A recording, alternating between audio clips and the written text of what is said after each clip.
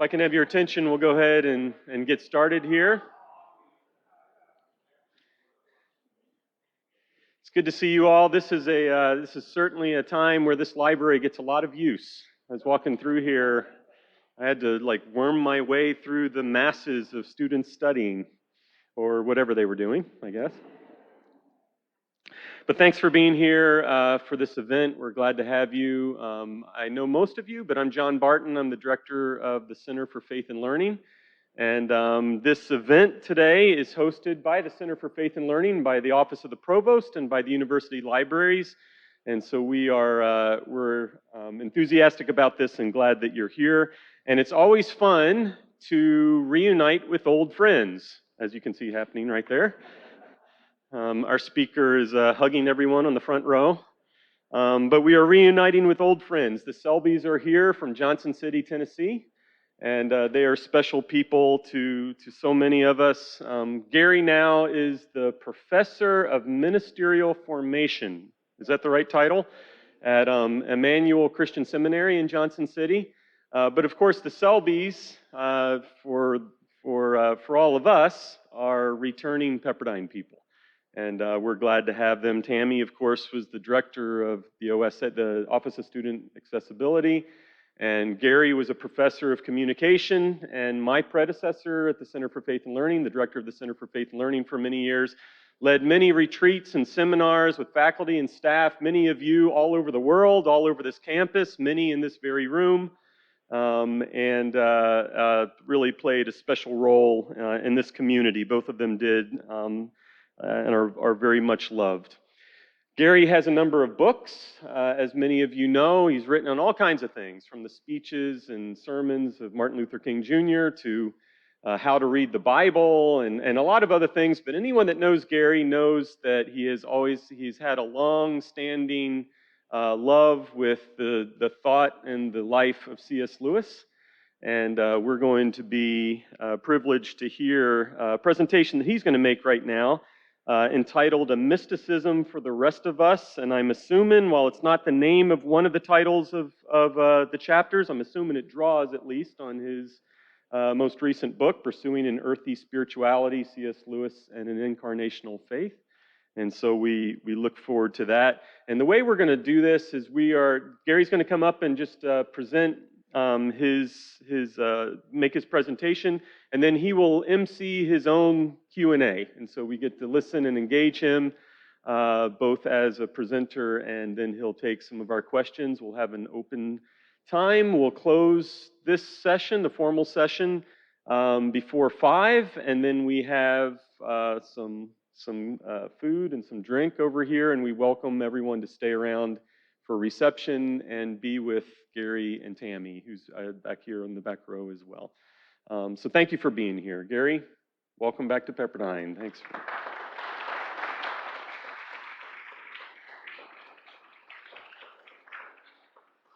We were hoping for red beef and strong beer, but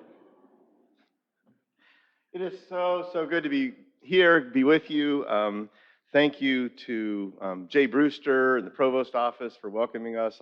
I just feel like they've rolled out red carpet right and left. And then Mark Russa, where's Mark?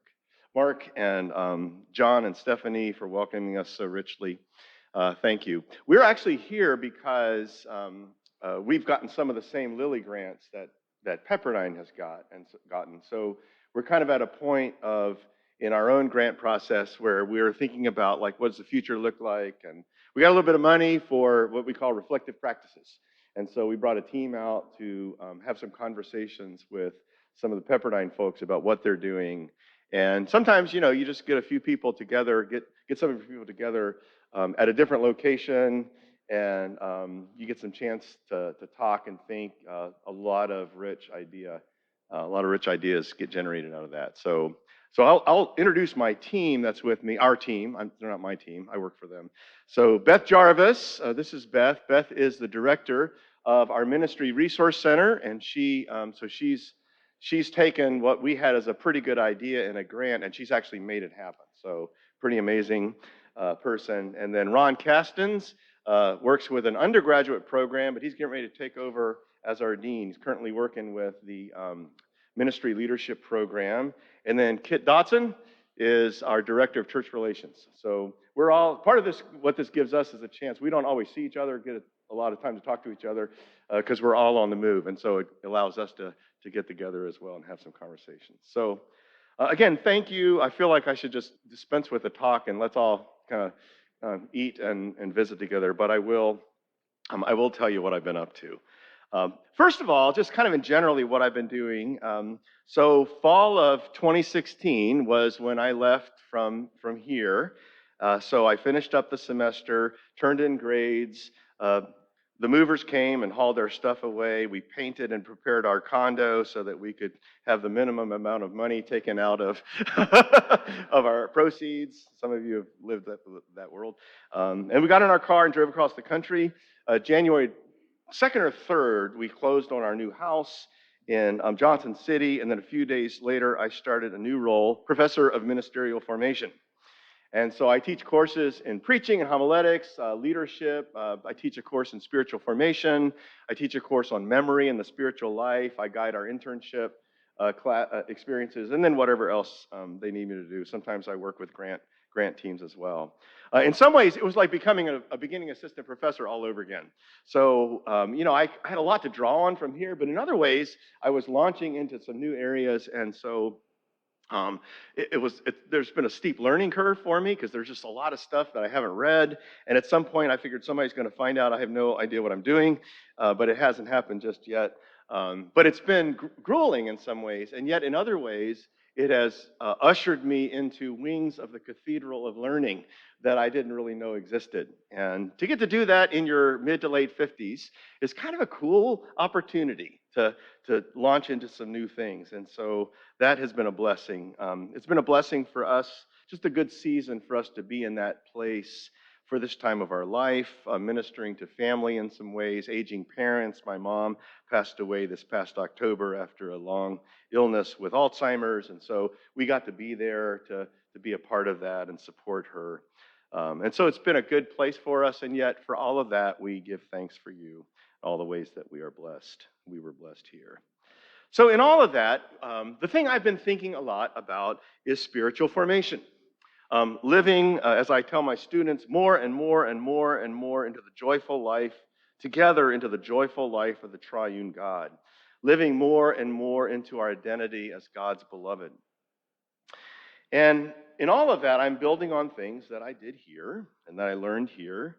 And I'm not just thinking about or writing about or teaching about spiritual formation. I'm trying to do it. I'm trying to do it for my own life. I'm trying to help my students become formed. I'm trying to help them prepare to nurture the formation of the people that they will serve. And as a part of that, I've been thinking a lot about this long-standing theological tradition of the transcendentals, truth, goodness, and beauty. And especially on the emphasis on beauty as the visceral encounter with the glory of God. And how that connects to the tradition of Christian mysticism. And so the transcendentals, especially beauty, and Christian mysticism coming together in the writings of C.S. Lewis. And as several have said, I'm a fan. Now, why Lewis? We don't need Lewis to learn about any of this stuff. All these theological traditions have always been there. All we need to do is read Ephraim the Syrian and Gregory of Nyssa and Athanasius and Dionysius the Areopagite and a bunch of others. The problem is the people in our churches are never going to read those people. And Lewis knew those traditions. He was steeped in those traditions and deeply impacted by them. And so Lewis had this uncanny ability to channel all of those. I feel like the more I learn about this, the more I feel like I read through Lewis, and it's like hopping from iceberg to iceberg, because he'll give what looks like a throwaway line, but if you know, you're going to realize, wow, there is this huge iceberg under the water of theological tradition that he's channeling, but he's writing in a popular way, and so he's not going to cite, okay, this comes from this, this, and this. Every once in a while he will, but for the most part he doesn't. And then I'm especially interested in the practical wisdom that these things might offer the people of God today, how this might help us live well. So what I want to try to do is just give you a really, really quick version of that. And I try to trot this out every chance I get, and it's a chance to kind of like, is this making any sense? So that will be the opportunity at the end. So it's sort of like, this will be like the abstract for a longer paper, which we don't have time to go through and which I haven't completely written yet. So it's kind of one of those, you write an abstract and a proposal for and the conference says yes, and then you think, I got to write it now. So that's where I'm at. So my starting point is thinking about the way that Scripture persistently connects beauty with theophany. How often in the Bible, when people encounter what's called the glory of God, they experience not just simply power, but intense beauty. A couple of years ago, I was reading Exodus 24. And it's a text I know I've read scores of times, but this time something hit me that I'd never noticed before, or at least I had never noticed with the force that it hit me this time. If you're familiar with that story, the chapter opens with God's invitation to Moses and Aaron and Aaron's two sons and the 70 elders, all to come up to Mount Sinai a little ways. And then we get this little interlude. We get an account of Moses taking all the instructions for the altar and the sacrifices and all the stipulations for ceremonial purity, all the objects and rituals that embodied Israel's relationship with Yahweh. He takes it down to the people. But then the most uncanny thing happens. Moses and Aaron and the others get to come closer. They actually get to come into the presence of the God of Israel. It's like they experience the reality for which all those rituals and ceremonial objects were mere symbols or shadows. Here's what the text says. Exodus 24, verse 9. Then Moses and Aaron, Nadab and Abihu, and 70 of the elders of Israel went up, and they saw the God of Israel. Under God's feet, there was something like a pavement of sapphire stone, like the very heaven for clearness. God did not lay a hand on the chief men of the Israelites. They beheld God and they ate and drank. Wow. Somehow they see the God of Israel, the God who will later tell Moses in Exodus 33, no one can look on me and live. But you get a sense that they're not able to lift their eyes beyond God's feet and the pavement on which God's throne sits. So we want a description of God. What does God look like? And all we get is a description of the floor. We have a sense of the power in whose presence they stand, and it's almost like the narrator is surprised that they didn't just get obliterated on the spot. But even more odd is the fact that no words are exchanged. God doesn't talk to humans, humans don't talk to God, and the humans don't talk to each other. It seems like they have the direct experience, unmediated by language, of God's glowing presence. And they eat and drink before God. But the thing that most jumped out at me was the description of the pavement, the floor. The NIV calls it a pavement made of lapis lazuli, as bright blue as the sky. For some reason, it never hit me. Lapis lazuli is bright blue as the sky. Lapis lazuli, for some reason, I hadn't ever noticed that before. And so like any good scholar, I looked up lapis lazuli on Wikipedia. And it is a deep blue, semi-precious stone, prized since antiquity for its intense color. And I talked to my Hebrew Bible people, and it's the word from which we get sapphire, but it's probably a reference to lapis lazuli. And it was mined in what is now northern Afghanistan, but it shows up especially in artifacts of royalty across the ancient Near East. And so there are examples of lapis lazuli in the burial mask of Tutankhamun, the Egyptian pharaoh. It took me back to, when I first read it, it took me back to the sunset sky over the Santa Monica Mountains, being on my patio up on Chaparral and looking out up the coast to the right, and especially late October. I know that's always kind of a hard time because the winds are blowing, but it was so clear. And I can remember looking out over the sky, and the sun would be below the horizon of the mountains. And so the edge of the mountain glowed this bright orange. And then as your eye moved up, it would move to kind of a gray. And then the blue grew more and more intense with a hint of purple as it moved toward darkness. And that kind of captures the beauty of the deep beauty of this stone, lapis lazuli. Well, the narrator cannot begin to describe God. All they can do is try to capture the splendor of the floor on which God's throne is sitting. And it's a scene of such intense beauty that it hurts.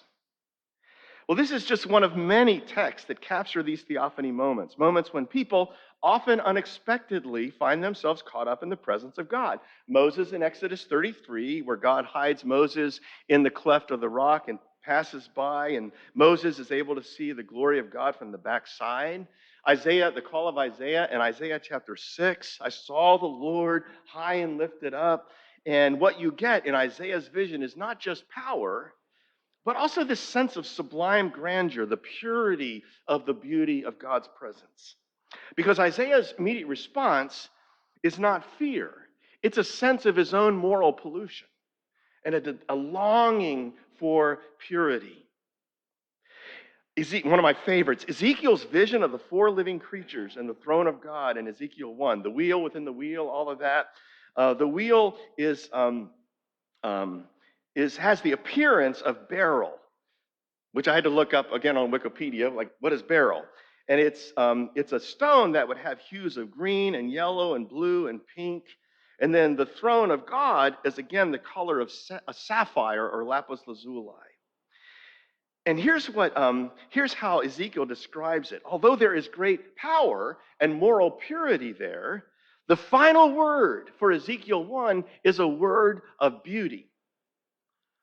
So he says, verses 27 and 28 of Ezekiel 1, there was splendor all around, like the rainbow in a cloud on a rainy day. Such was the appearance of the splendor all around. That was the appearance of the likeness of the glory of God. Now, I don't know if you noticed this, but Ezekiel is piling on modifiers that sort of distance himself from the reality. If a student turned in a paper like this, I would say, you need to get the red pen out and cut some of these. The appearance of the likeness of the glory. See how far removed he is? It's like whatever this thing is beyond my capacity to begin to name. But it's the appearance of the likeness of the glory.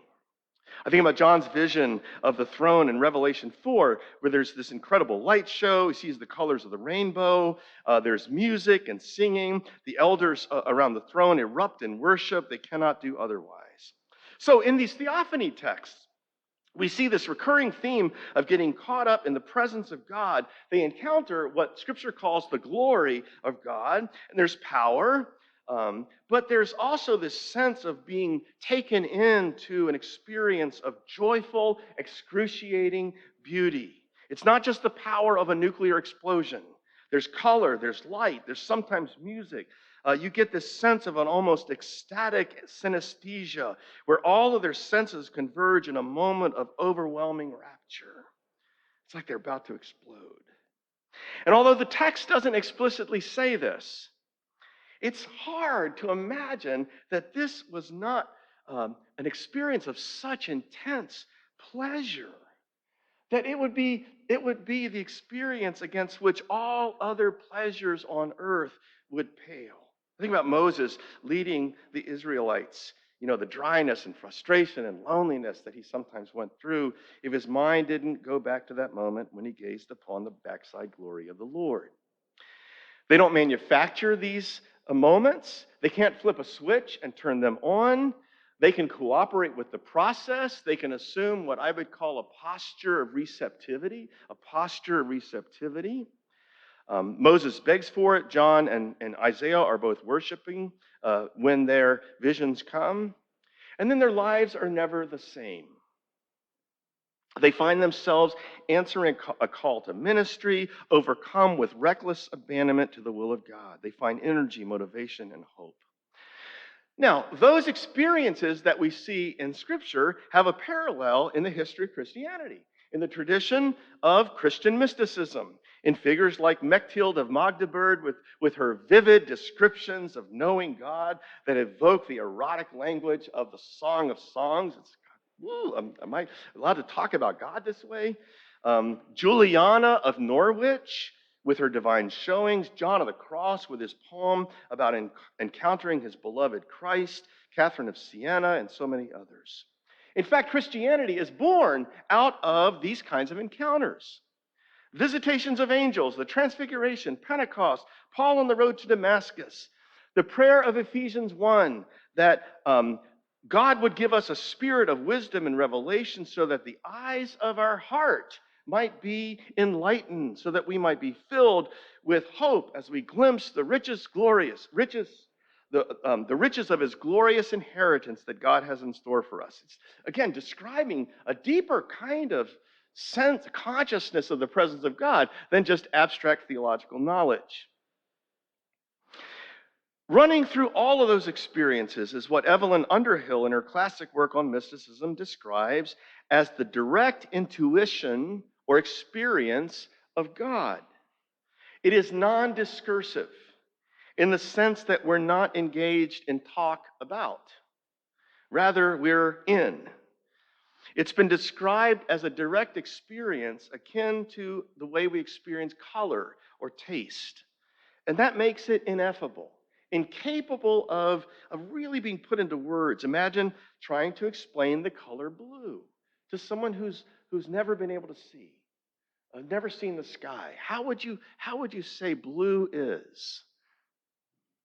As David Downing writes, one of the most common mystical experiences is a sense of sudden joy or transport, a glad awareness of being lifted up to grasp a higher harmony. So there's this sense of transport, which is the translation of the word in Greek, ecstasy, ekstasis.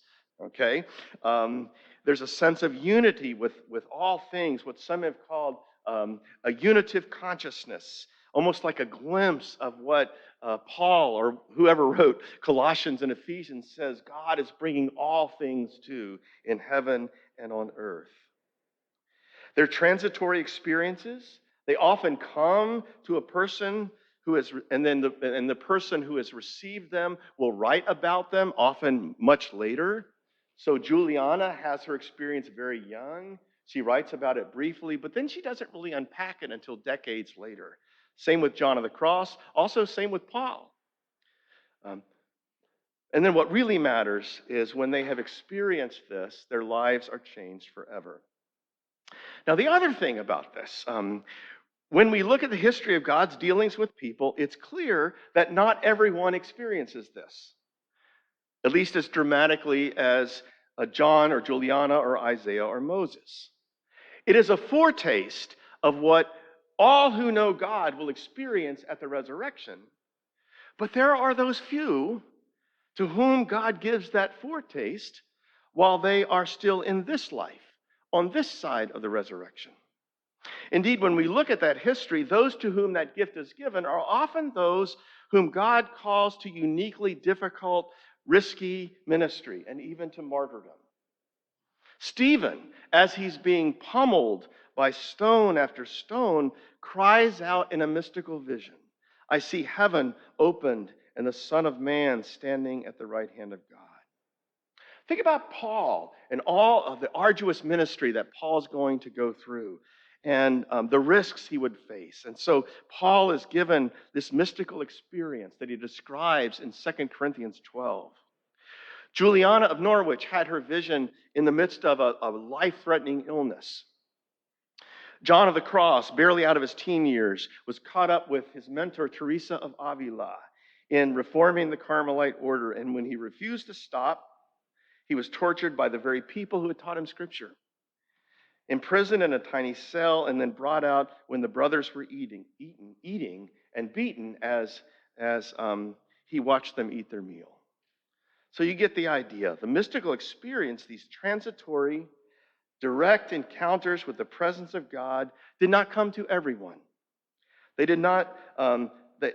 They were often reserved for those who would face special suffering for the cause of Christ.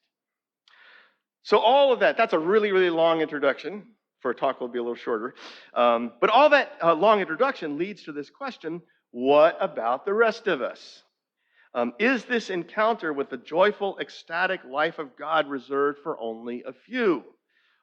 Or is it a possibility for all of us? Is there a mysticism for the rest of us? And I believe the answer is yes. And I believe that it's rooted in our capacity to be attentive to that same quality that marked biblical theophanies, and that is beauty.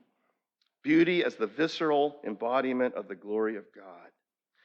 So my central thesis is that the beauty those mystics experience as a central feature of the glory of God, Moses and the 70 elders and the pavement of lapis lazuli, Ezekiel and Ezekiel 1, that glory has been suffused through all creation.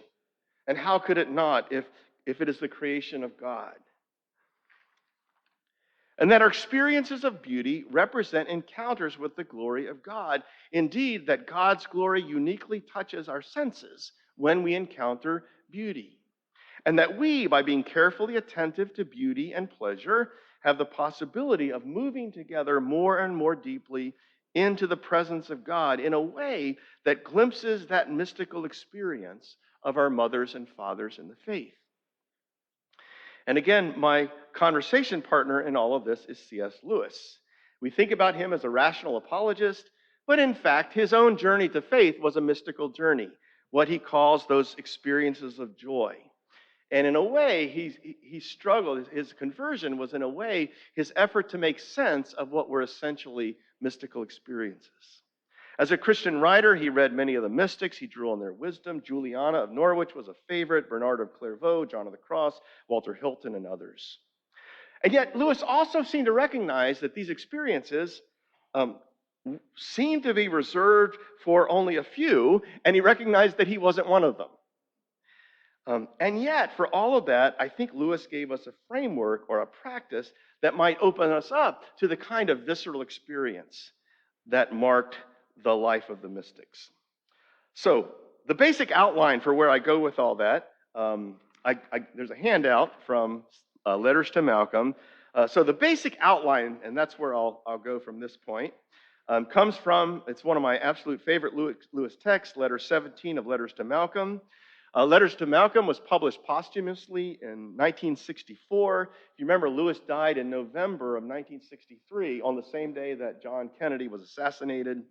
And so this book captures, I think, core things he's been thinking about for many, many, many years. It's like a distillation of Lewis's thinking about life and faith and worship. And if you're familiar with the book, you'll remember Lewis thought he had some things to say about prayer. He wasn't a trained theologian, and so he chose to write the book in the form of a collection of letters to an imaginary character, Malcolm. Also, Malcolm's wife, Betty, shows up from time to time. And throughout the letters, he talks a lot about encountering the God who is beyond description. One of his favorite phrases is the bright blur, capital B, capital B. So he talks about encountering God. He talks about God as the bright blur. So as the letter opens up, Lewis describes his struggle to engage in prayer as adoration or worship. He's out for a walk in an area of southwest England called the Forest of Dean, and he and Malcolm are talking about his struggle to worship God. And Lewis says, I had thought one had to start by summoning up what we believe about the goodness and greatness of God, by thinking about creation and redemption and all the blessings of this life. See, what Lewis is addressing is the struggle to worship or adore God in prayer. And what often trips us up is that we are trying to worship in response to abstract theological constructions, theological ideas. I can remember sitting in church, and we're talking about all these doctrines of the faith and thinking, I ought to be feeling some fervor here, but the dial is not moving. And that's kind of his struggle, summoning up some intensity of feeling in an effort to worship. And it's just not working. And then Malcolm turns to this brook they're standing by, and he scoops up a little water and splashes his burning face. And Malcolm asks, why not begin with this? And here's what Lewis says next. And it worked. Apparently, you've never guessed how much. That cushiony moss, that coldness and sound and dancing light were no doubt very minor blessings compared with, and you got to kind of read this in preacher voice, the means of grace and the hope of glory. You notice the quotations or marks around that, which are a pointer to abstractions. But then he says they were manifest. So far as they were concerned, sight had replaced faith. They were not the hope of glory. They were an exposition of the glory itself. Notice that last line. The cool water splashes their face, and there is color and light. He said those were an exposition of the glory of God. So what he's capturing there is that in that moment, he is encountering the glory of God unmediated by language or abstract thought.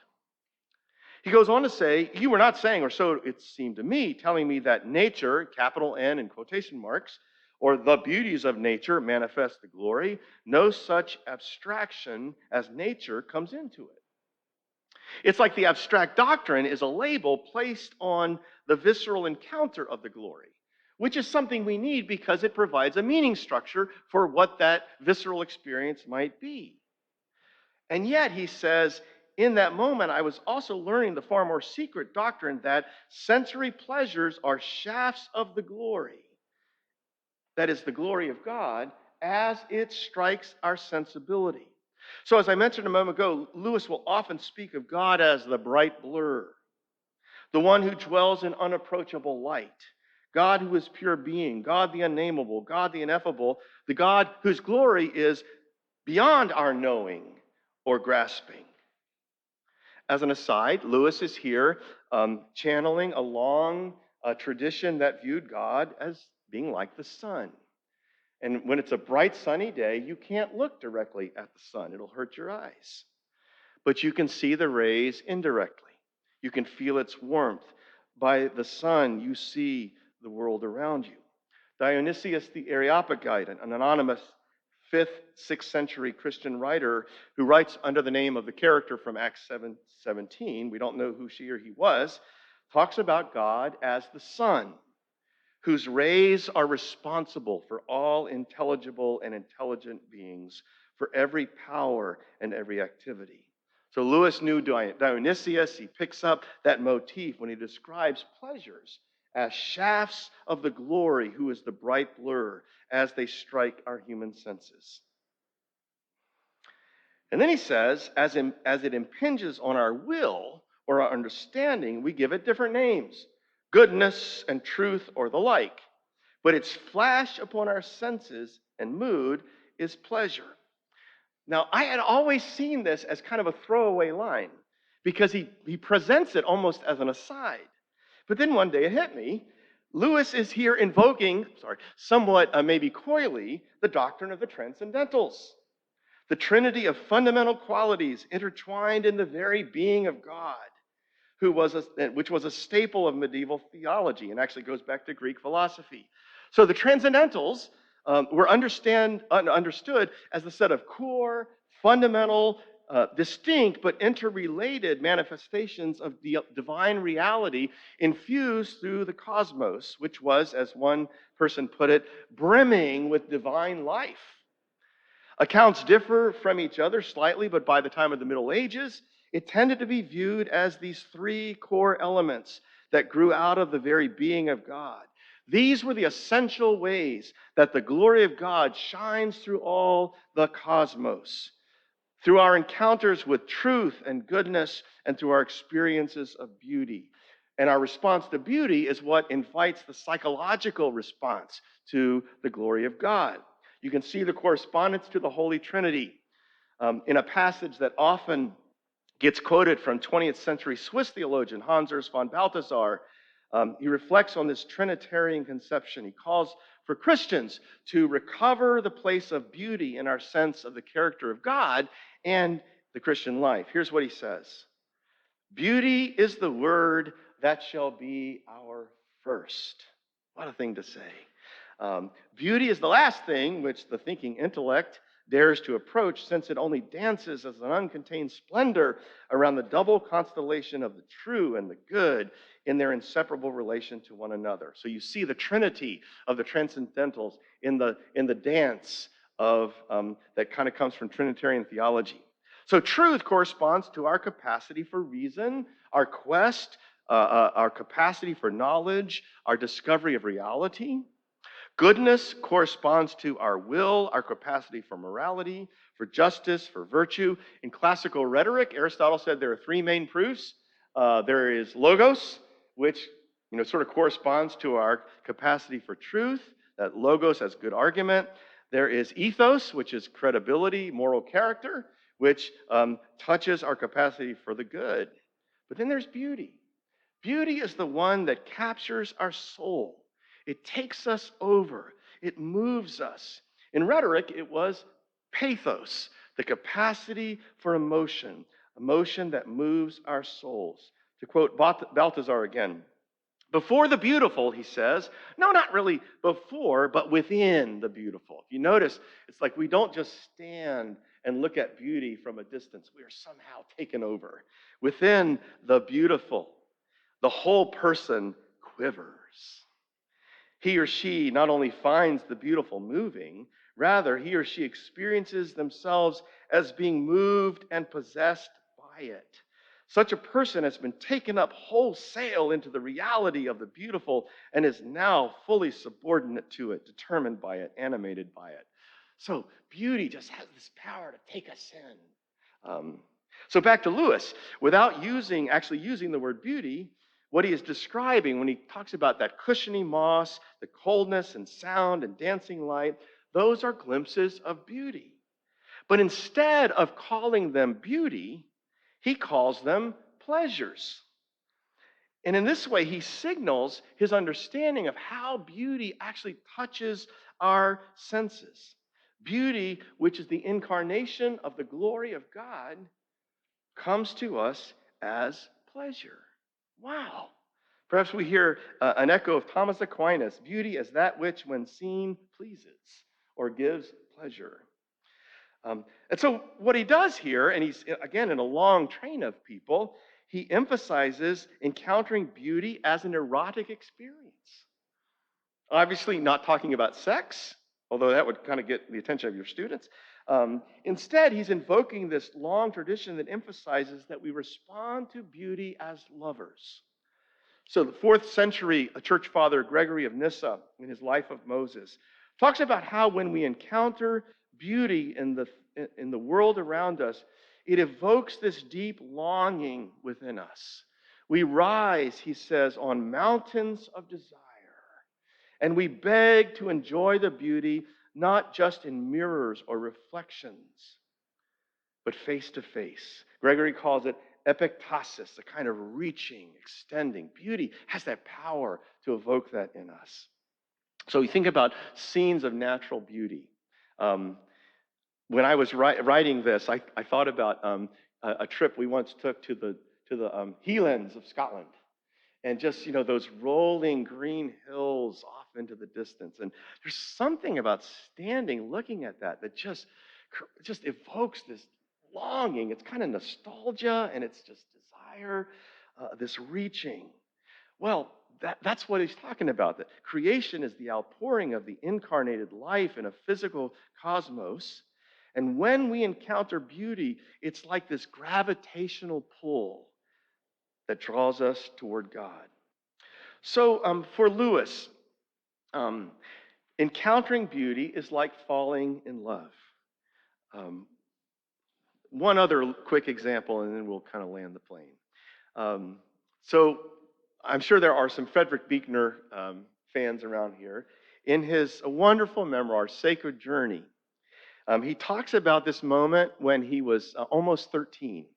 And he was living in Bermuda, and his mother had taken him and his brother there about in the year after his father had committed suicide. And he has this idyllic period of time in Bermuda. And one point toward the end of their time there, he's sitting up, they're up on a hill, sitting on a stone wall next to a girl about the same age, 12 going on 13. They're sitting on this little stone wall, looking out over the harbor, watching the ferries come and go. And he says, and our bare knees happened to touch for a moment. And he says, at that moment, I was filled with such a sweet panic and anguish of longing for I had no idea what, that I knew my life could never be complete until I found it. Note that sense of aspiration. You're caught up, overcome, enraptured by the presence of the beloved. In the same way that the creatures, the living creatures in Revelation 4, cry out, holy, holy, holy is the Lord God Almighty. So, the key foundation for what Lewis is doing is that God has infused all of the cosmos with divine glory. And to our minds, it comes as truth. To our wills, it comes as goodness. To our senses, created by God and blessed by the incarnation of Christ, it comes as beauty. But not just beauty in the abstract, but beauty as pleasure, and often mundane pleasure.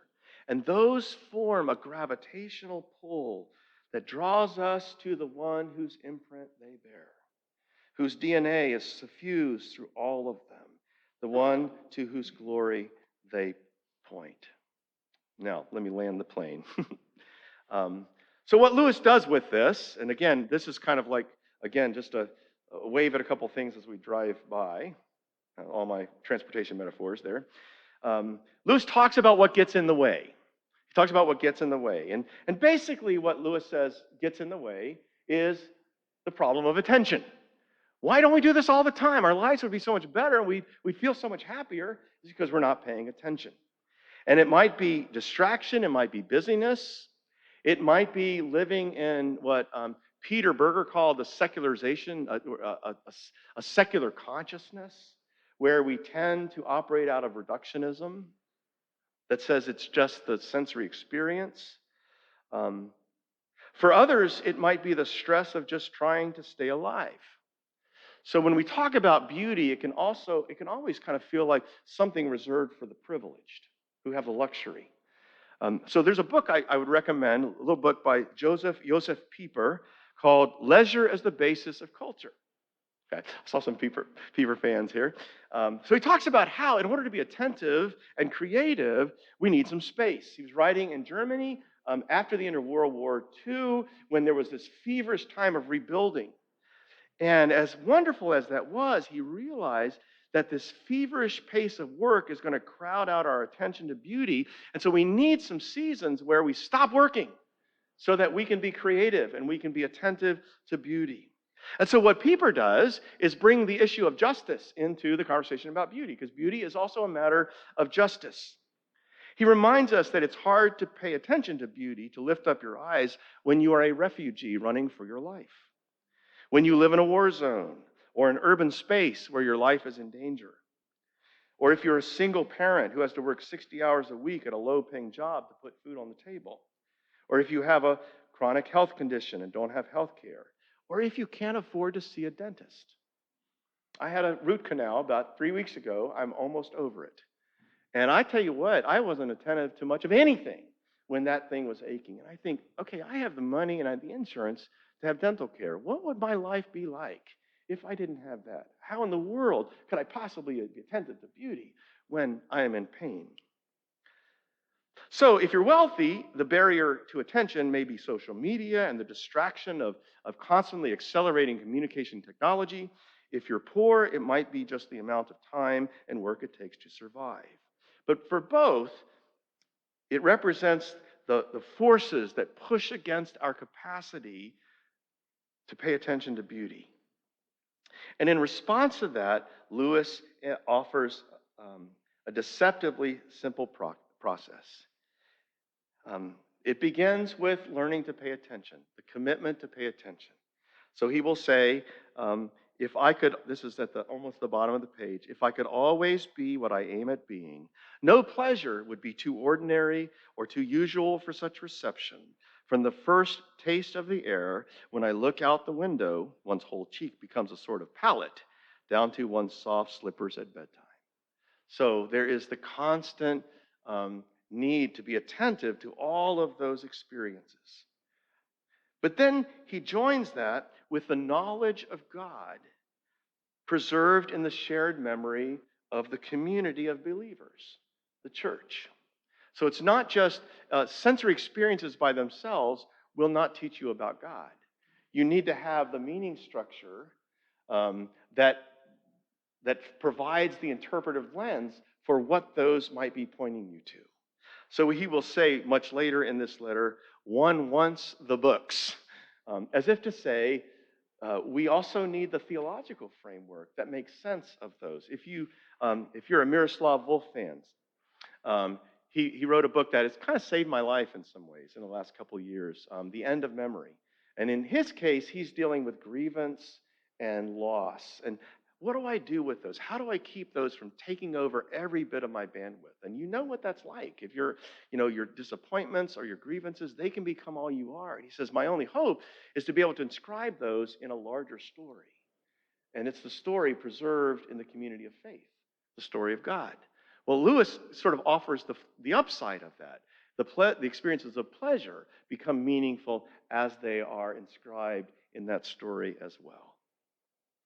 And so out of that, this is the basic process: attentiveness to beauty, and then giving glory to God in the prayer that says, God, how good of you to have given me this. How good of you to have created this. And then here's where that leads. Toward the end of the letter, toward the end of that first page, he talks about what it's like to hear the sound of a bird.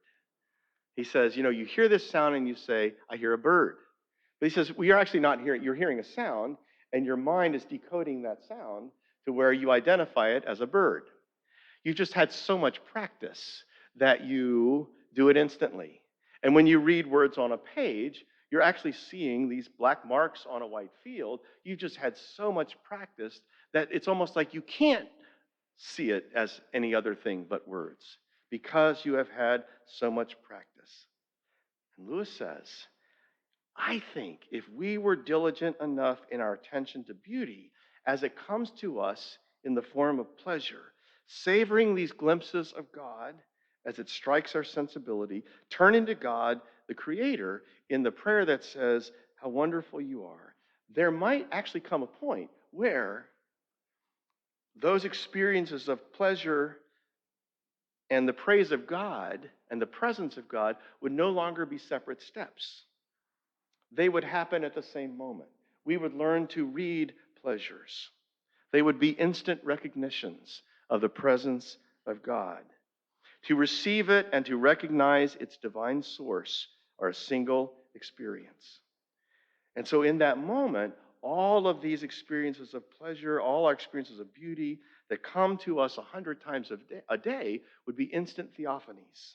Moments when we are experiencing the presence of God without even thinking about it. And this takes us back to the mystical experience. If you remember what we said at the beginning, mystical experiences are non-discursive in the sense that we're not engaged in talk about. Rather, we're in direct encounters that are akin to how we experience color or taste.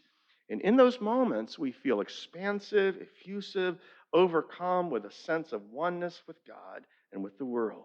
And in those moments, truly, the whole world is filled with the glory of God. Thank you.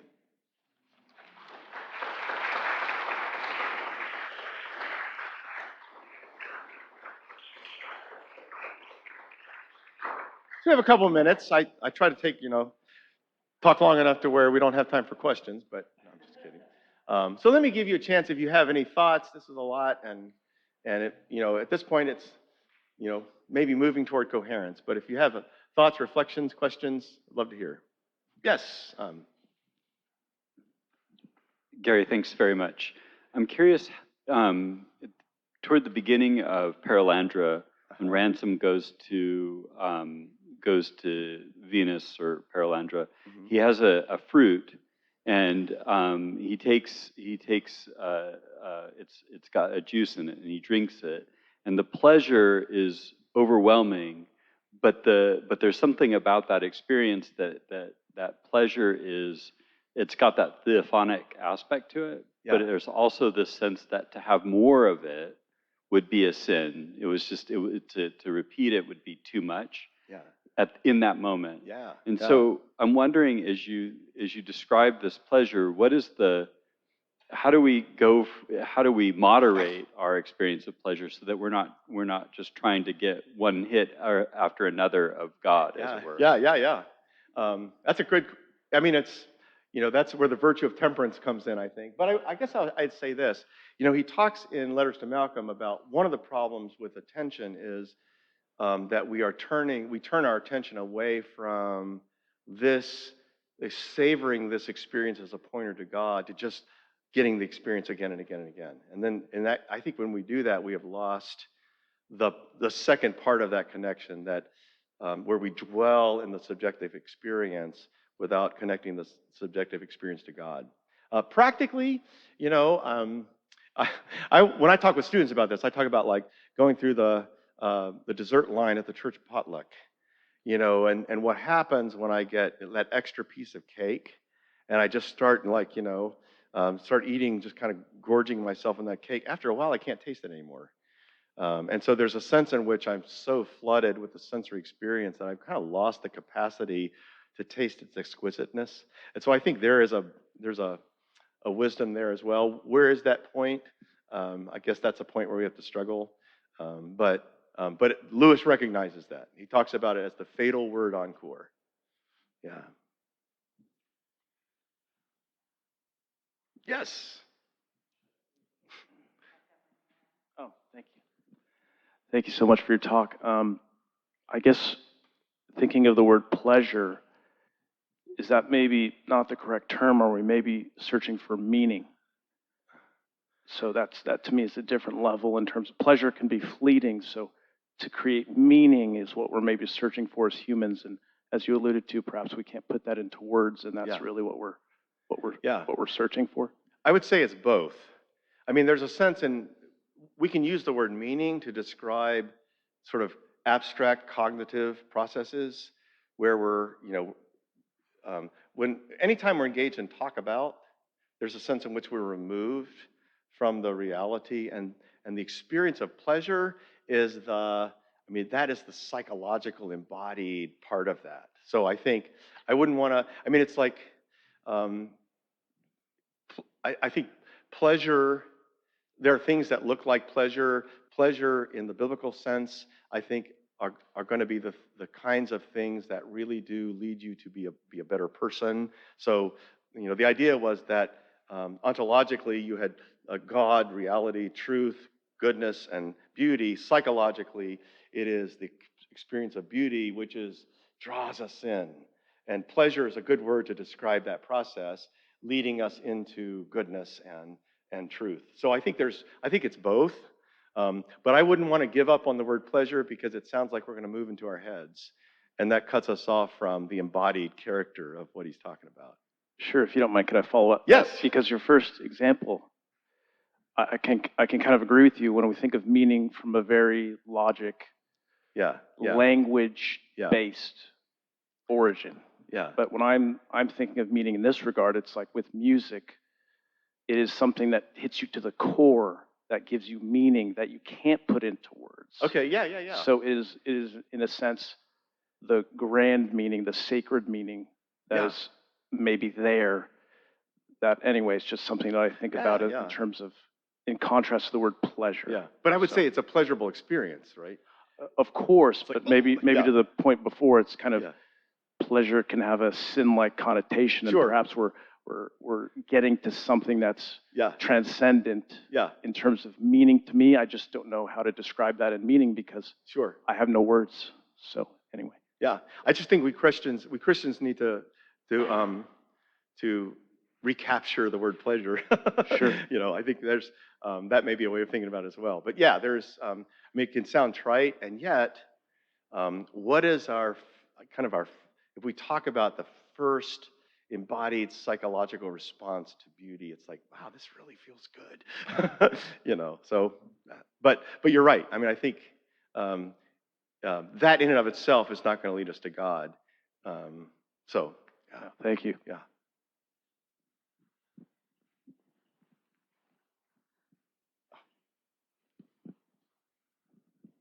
Thanks, Gary. I was really interested in this quotation that you referred to as it impinges on, it was talking about pleasures, as it impinges on our will and our understanding, we give it different names, goodness or truth or the like, but it's flashed upon our senses and mood as pleasure. And I was just curious, it looks to me like he might be collapsing all the transcendentals into pleasure. And I wondered if, this is just one piece, but I would love to hear you reflect on that.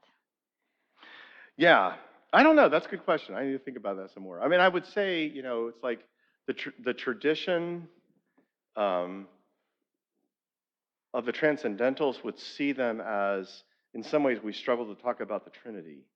There is this, well, Father, Son, Holy Spirit, and yet, the dance of them, it's like, well, it's not like they're separate, and so kind of more detailed accounts would say, well, they're inseparable from each other, but we do experience them. I mean, they may touch different parts of our senses, but I think that's a possibility. I think he would see it all as pleasurable, but I'm not sure. That's an area I need to think some more. Thank you. Oh, Paul's got a question too. Go ahead. Okay. Thanks for this, Gary. I'm wondering about kind of a counter tradition in mysticism, and that is the retreat into the desert, the effort to sort of put all pleasure aside, to focus on a mantra, to empty oneself. Yeah.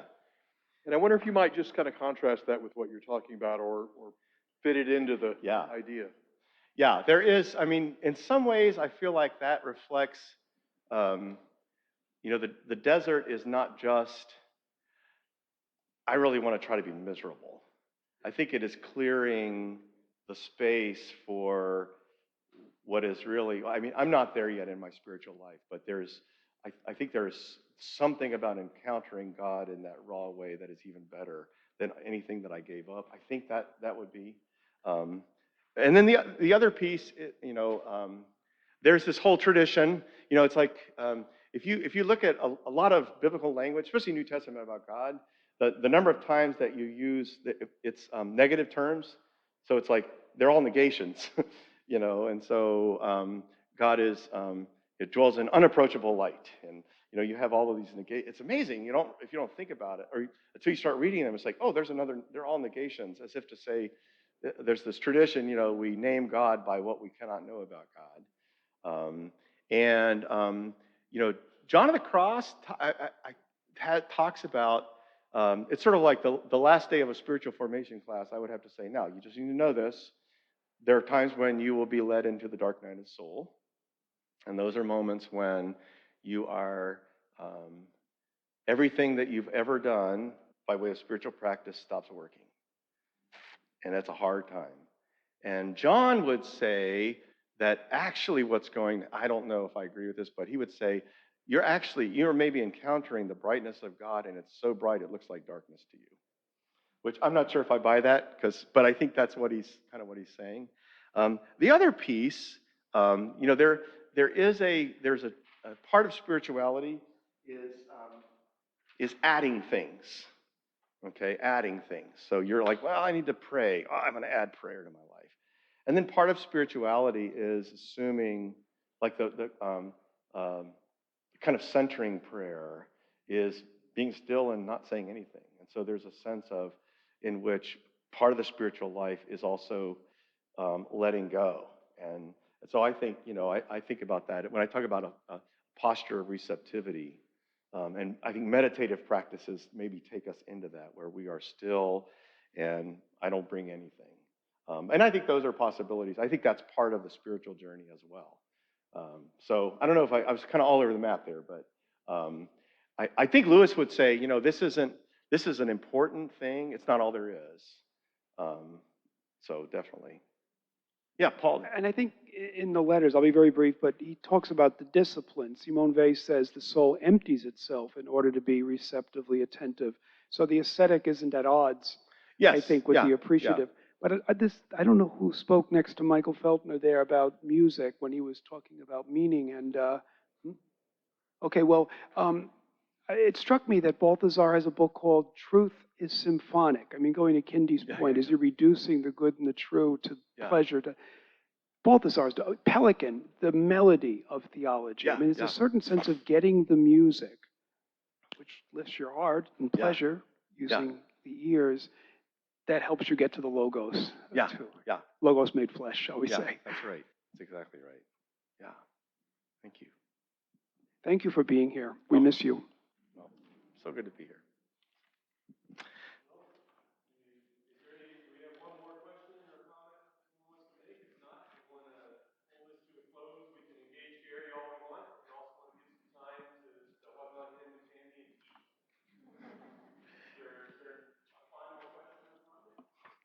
That's always the way you eliminate any other questions when you ask. Is there one more question?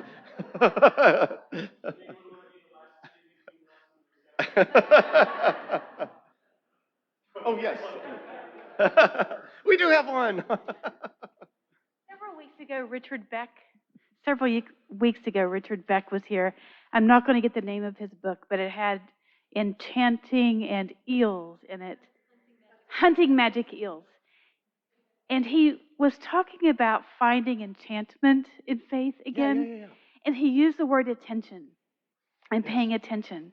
So I want to pay attention to you and to Richard Beck, that two of you have come to campus to tell us to pay attention. So thank you. Thank you. Yeah, it's, if you look at, Simone Weil says prayer is just really attention. And school studies are important because they stretch your capacity for attention. I mean, you just go, any observer talking about, I still have my students read a little bit of M. Scott Peck, The Road Less Traveled. I don't do the whole thing anymore, but, and he says, you know what love is? Love is attention. Can you pay attention? Observers of contemporary society would say, yeah, that's our problem. We're not paying attention. So, yeah, amen. So, thank you so much. Thank you.